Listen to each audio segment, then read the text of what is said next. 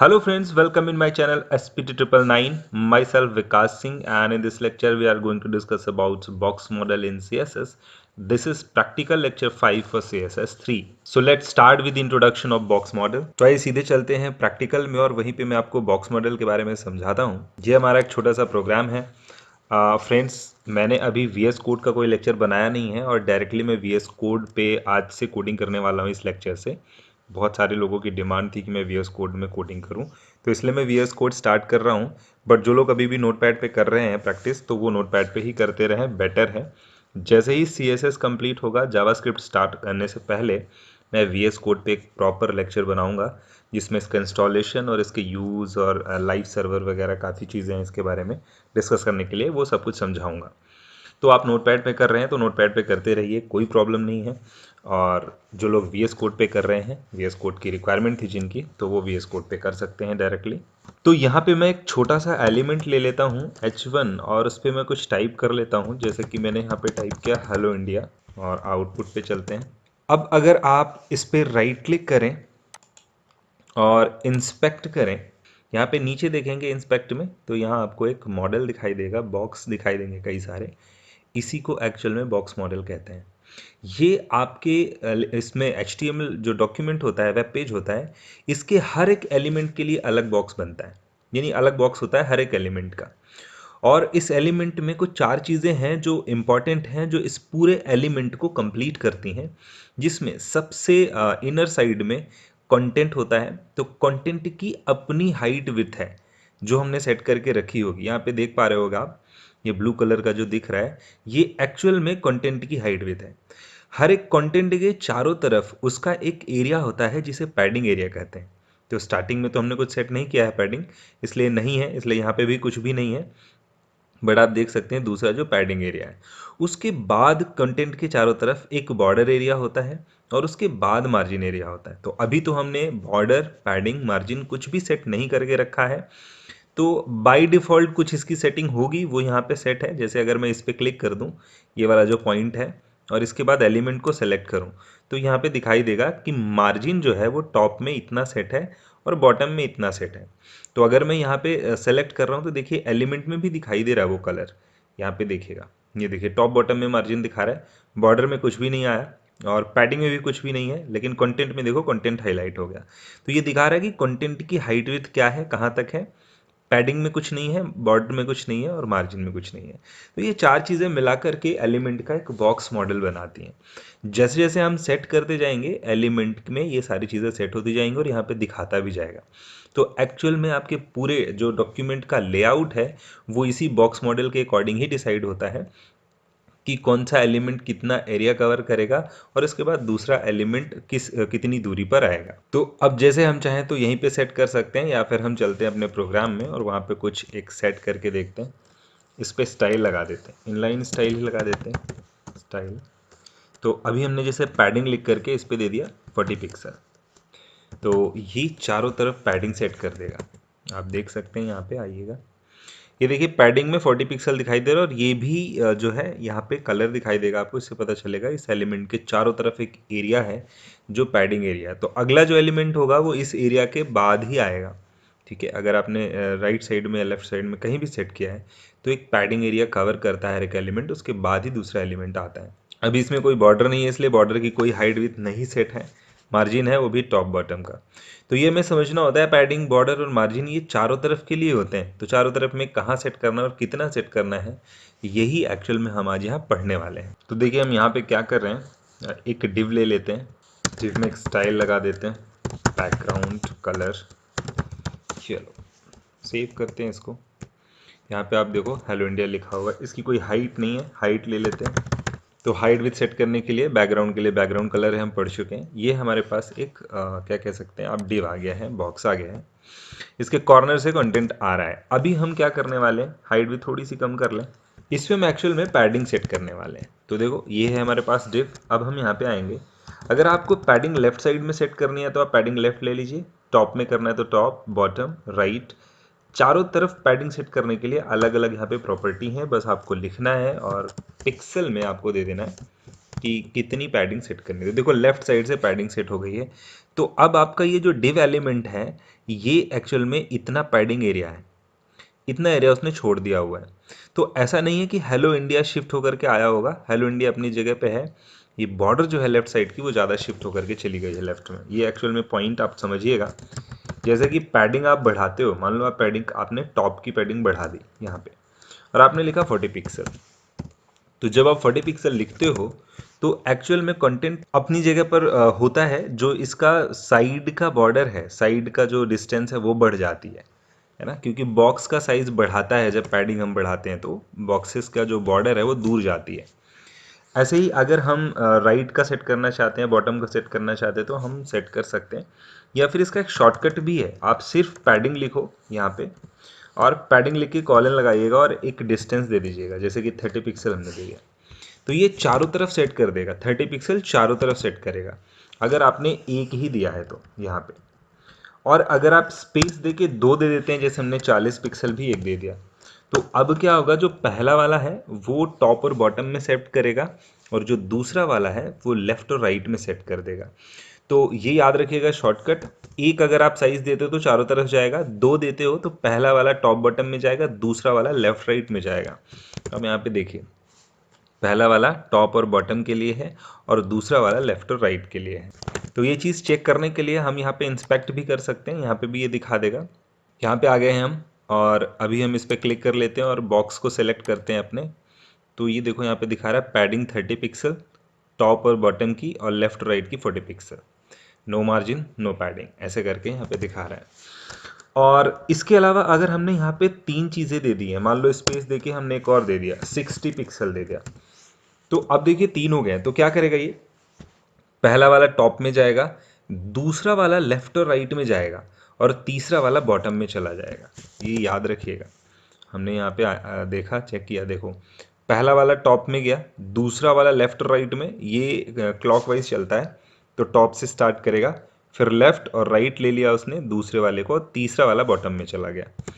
इस तरीके से हम तीन देंगे तो, और अगर हम चारों अलग अलग देना चाहते हैं तो चार अलग अलग दे देंगे। तो जाहिर सी बात है कि ये चारों ले लेगा। तो ये टॉप का है, ये राइट का है, ये बॉटम का है और ये लेफ्ट का है। तो ये क्लॉकवाइज चलता है, टॉप राइट बॉटम लेफ्ट।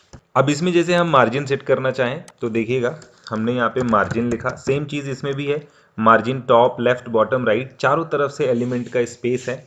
अगर हम शॉर्टकट लेना चाहें तो इसका भी ले सकते हैं। हमने लिखा सिर्फ मार्जिन और यहाँ पे 50 पिक्सल दे दिया, तो ये 50 पिक्सल जो है ये चारों तरफ सेट कर देगा। तो ये देखिए मार्जिन इसने चारों तरफ सेट कर दिया। तो मार्जिन जो है ये इस पूरे एलिमेंट को लेफ्ट और राइट से शिफ्ट करता है। ये याद रखिएगा डिफरेंस है, पैडिंग जो होता है वो एक्चुअल में इनर साइड का विड्थ है, यानी कि जो आपने डिव लिया हुआ है उसके इनर साइड पे ये ऐड हो रहा है, लेकिन जो मार्जिन है वो इसके आउटर साइड में है। तो एक्चुअल में कंटेंट है, फिर उसका पैडिंग एरिया आ जाएगा, पैडिंग एरिया के बाद बॉर्डर आता है और बॉर्डर के बाहर साइड होता है मार्जिन। तो ये देखो, इसलिए ये बाहर साइड इसने सेट किया है। और अगर हम इस पे इंस्पेक्ट करें तो ये दिखाएगा भी, यहाँ पे इस पे क्लिक कर लीजिएगा, ये जो पॉइंट है, और इसको बॉक्स को सेलेक्ट करेंगे तो आपको दिखाएगा कि मार्जिन चारों तरफ देखो 50 इसने सेट किया है। तो 50 की वजह से राइट साइड में स्पेस बचा ही नहीं है पेज में, तो वो दिखा नहीं रहा है। इसमें देखो पैडिंग एरिया 30 फीट और वही सेट है जो पहले से सेट था, और टेक्स्ट की अपनी हाइट विथ, जो इनर हाइट विथ है उसकी एक एलिमेंट की, वो 200 है। तो आपको याद होगा कि हमने हाइट विथ 200 दे रखी है, तो ये हमारे एक्चुअल एलिमेंट यानी एक्चुअल बॉक्स की हाइट विथ है, जो हमारा एक्चुअल बॉक्स है। और देखो हेलो इंडिया बॉक्स के बिल्कुल कॉर्नर पे लिखा हुआ है, क्योंकि मैंने बताया था कि जो पैडिंग होता है वो बॉक्स के साइज को बढ़ा देता है। तो कंटेंट अपनी जगह पे ही है अभी भी, जो हमारा एक्चुअल बॉक्स था वो 200 का कॉर्नर पे टेक्स्ट लिखा हुआ है। जैसे हमने पैडिंग लगाया है तो उसकी जो विड्थ है वो बढ़ गई है। बाकी इसमें भी अगर हमने जैसे कि 10 पिक्सल कर दिया और दूसरी वैल्यू हम दे सकते हैं 20 पिक्सल, तो आपको पता है कि पहला वाला टॉप और बॉटम में जाएगा, दूसरा वाला लेफ्ट राइट में जाएगा। तो यहाँ पे आप देख सकते हो टॉप और बॉटम लेफ्ट और राइट का 20, इसी तरह से सेट हो गई। तो बॉक्स मॉडल का चौथा जो एलिमेंट है वो है बॉर्डर। तो चलिए बॉर्डर भी देख लेते हैं। किसी भी एलिमेंट में आप बॉर्डर यहाँ पे लगा सकते हो। तो जैसे आप बॉर्डर लिखोगे, बॉर्डर लेफ्ट लेना है, बॉर्डर राइट लेना है, बॉर्डर की विड्थ लगानी है, या बॉर्डर में स्टाइल लगाना है, कई सारी प्रॉपर्टीज़ हैं इसकी। तो ज़रा समझिएगा एक एक करके। सबसे पहले तो बॉर्डर है। और बॉर्डर में हम लगा सकते हैं कि क्या लिखने वाले हैं, बॉर्डर का स्टाइल लगाने वाले हैं या बॉर्डर की विड्थ लेने वाले हैं या फिर हम बॉर्डर का कलर लेने वाले हैं। इसके अलावा बॉर्डर रेडियस भी होता है, तो देखिए बॉर्डर रेडियस भी हम लोग देखेंगे। बॉर्डर कलर जैसे हमने ले लिया रेड, तो बॉर्डर कलर अगर आप सिर्फ लिखते हो तो यहाँ पे देखो कोई भी बॉर्डर नहीं आएगी। बॉर्डर लाने के लिए आपको एक चीज़ लिखना बहुत ज़रूरी है, जो कि है बॉर्डर स्टाइल। आपको ये बताना पड़ेगा कि आप किस स्टाइल की बॉर्डर लगा रहे हैं। तो बॉर्डर स्टाइल बहुत सारी होती हैं, dash, dotted, double, groove, hidden, inset, none, solid, ridged, ऐसे करके बहुत सारी स्टाइल हैं। जैसे हमने सॉलिड ले लिया तो प्लेन सॉलिड स्टाइल यही होता है। देखिए अब रेड कलर की बॉर्डर आ चुकी है। तो स्टाइल देना ज़रूरी है, उसके बाद आप कलर दे दीजिए और बॉर्डर की विड्थ दे दीजिए। तो बॉर्डर की विड्थ हमने यहाँ पे दे दी, जैसे हमने दे दिया 30 पिक्सल, ठीक है, 30 पिक्सल। तो देखिए बॉर्डर की विड्थ आ गई। अब आपके एक्चुअल एलिमेंट में चारों चीज़ें लग गई, पैडिंग भी है, एलिमेंट की अपनी हाइट विड्थ है, मार्जिन भी है और बॉर्डर भी है, और ये पूरा कंप्लीट एलिमेंट की हाइट विड्थ बनाएगा ये सारी चीज़ें मिल करके। तो ये सब रिक्वायरमेंट के हिसाब से हम सेट करते हैं। अच्छा देखिए, बॉर्डर से रिलेटेड ना बहुत सारी प्रॉपर्टी हैं, बट अगर आप थोड़ा सा कॉमन सेंस यूज़ करेंगे तो समझ में आ जाएंगी सारी, कुछ भी ऐसा नहीं है। जैसे आपको बॉर्डर की लेफ्ट साइड की विड्थ लगानी है अलग, तो आप यहाँ पे लिखेंगे बॉर्डर लेफ्ट और विड्थ। ये देखिए, राइट की अलग लेनी है तो बॉर्डर राइट विड्थ, बॉटम की अलग लेनी है तो बॉर्डर बॉटम विड्थ, ऐसे करके चार तो विड्थ की यही हो गई, लेफ्ट राइट चारों तरफ की। लेकिन अगर आप सिर्फ बॉर्डर लिखते हैं और स्टाइल, सॉरी यहाँ पे क्या था, शायद विड्थ थी, तो बॉर्डर की विड्थ लेते हैं तो आप यहाँ पे एक साथ चारों साइड दे सकते हो अगर आपको सब अलग अलग रखनी है। जैसे हमने 10 पिक्सल दे दिया, वही स्टाइल जो भी हमने पढ़ा है वही तरीका, 20 पिक्सल, 30 पिक्सल और 40 पिक्सल। देखिए चारों अलग अलग सेट हो गया। तो हमने एक बार बॉर्डर विथ यूज़ किया, ये शॉर्टकट है, बॉर्डर विथ यूज़ किया और चारों तरफ की हाइट विथ अलग अलग दे दी। तो अगर हम सब में अलग अलग रखना चाहते हैं, तो अगर हम एक ही रखना चाहते तो हमने समझा है कि हम यहाँ पे एक दे देंगे, चारों तरफ वही लग जाएगा। ये देखिए सेम चीज़ कलर में है, बॉर्डर लेफ्ट कलर आपको अलग रखना है, बॉटम कलर आपको अलग रखना है, तो आप यहाँ पे लिख सकते हैं border left colour, border bottom colour, right colour, ऐसे करके। और अगर आप शॉर्टकट यूज़ करना चाहें तो यहाँ पे यूज़ कर लीजिए, हमने ब्लू लिख दिया। अगर दो ही रखेंगे तो टॉप बॉटम में रेड लगा देगा और लेफ्ट राइट में ब्लू लगा देगा। ये देखिए, अगर हमने 3 दिया या 4 दिया, शॉर्टकट मैंने बताया, तो उसी हिसाब से ये काम करेंगे। और इसके अलावा ये चीज़ स्टाइल में है, अगर आपने सॉलिड दिया हुआ है और अगर आपने यहाँ पे डैश्ड दे दिया है तो टॉप बॉटम में सॉलिड और लेफ्ट राइट में डैश्ड। इस तरीके से ये काम करता है। अगर आप चारों अलग अलग दे दे तो चारों के अलग अलग स्टाइल लग जाएगी। और अगर आप चाहें तो वैसे भी लिख सकते हैं, मान लो सिर्फ एक ही साइड में आपको लगाना है तो आप लिखिए बॉर्डर लेफ्ट स्टाइल, तो सिर्फ लेफ्ट में लग जाएगा। अच्छा, साइड के अकॉर्डिंग भी शॉर्टकट होते हैं इन तीनों के। वैसे तो तीन ही चीज़ें हैं बॉर्डर में, स्टाइल है, कलर है और विड्थ है। तो तीनों चीज़ों का शॉर्टकट होता है उसके हिसाब से भी, साइड के हिसाब से। जैसे हमने यहाँ पे लिखा बॉर्डर लेफ्ट। अब बॉर्डर लेफ्ट में हम क्या चाहते हैं, हम चाहते हैं 3 पिक्सल का सॉलिड ग्रीन बॉर्डर लग जाए। तो देखिए लेफ्ट साइड पे लग जाएगा, ये देखिए। तो एक साइड लिखा आपने और एक साथ तीनों चीज़ें अप्लाई कर सकते हो। ये भी एक शॉर्टकट का तरीका है। ये थोड़ा सा आप ध्यान देंगे और प्रैक्टिस करेंगे तो सब समझ में आ जाएगा। बहुत ही सिंपल वे है इसका, उन्होंने बहुत आसान तरीके से बनाया हुआ है। आपने जैसे ऐसे लिखा बॉर्डर राइट, तो आपने लिखा 5 पिक्सल डैश्ड ब्लू। तो ये देखो तीनों चीज़ें सेट कर दी। ये देखिए 5 पिक्सल साइज़ है और डैश्ड स्टाइल है और ब्लू कलर है। इसके अलावा अगर आप बहुत ही सिंपल बॉर्डर चाहते हैं तो बिल्कुल ही एक शॉर्टकट है, आपको साइड के अकॉर्डिंग नहीं लगाना, सिर्फ लिखना है बॉर्डर और यहाँ पे लिखिए 10 पिक्सल सॉलिड ब्लू या रेड। तो देखिए आपने क्या बताया है, यहाँ पे तीनों चीज़ें एक साथ बता देंगे। 10 पिक्सल लगाओ, सॉलिड लगाओ, रेड कलर, कहाँ, चारों तरफ। तो ये क्या करेगा, एक सिंपल सी बॉर्डर लगा देगा चारों तरफ। तो हम ज़्यादातर यही वाला शॉर्टकट यूज़ करते हैं क्योंकि हमें मोस्टली सिंपल सी बॉर्डर चाहिए होती है, 1 पिक्सल 2 पिक्सल या 3 पिक्सल की।